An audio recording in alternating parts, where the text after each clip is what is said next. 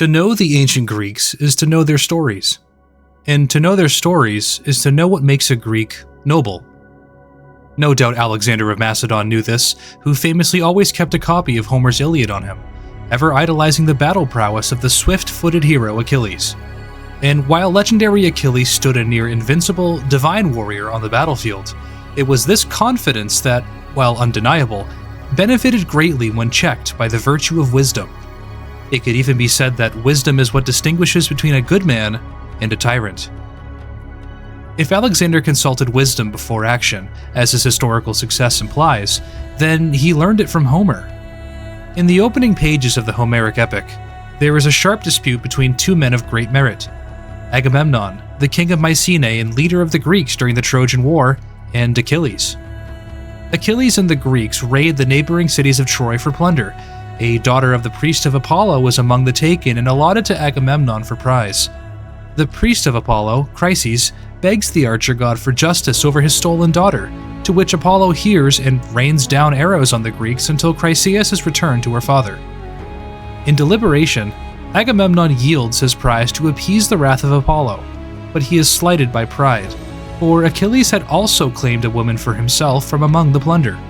Agamemnon then orders Achilles to release his own prize and to submit her to the king, to which Achilles does not mince words. Tensions escalate between king and warrior.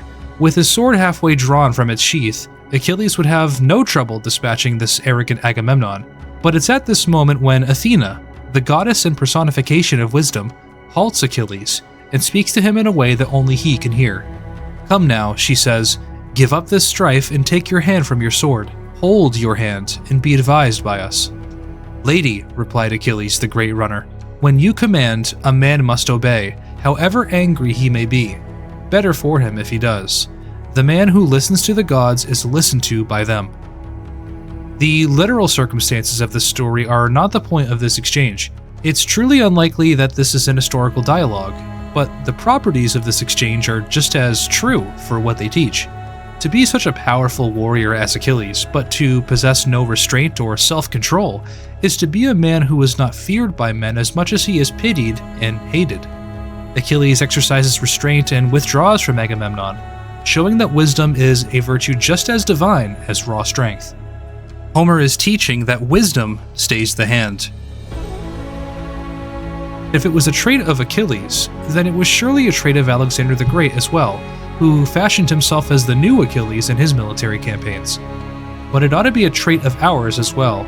It's allegories like these that transcend not just what it means to be a virtuous Greek, but to be a virtuous man.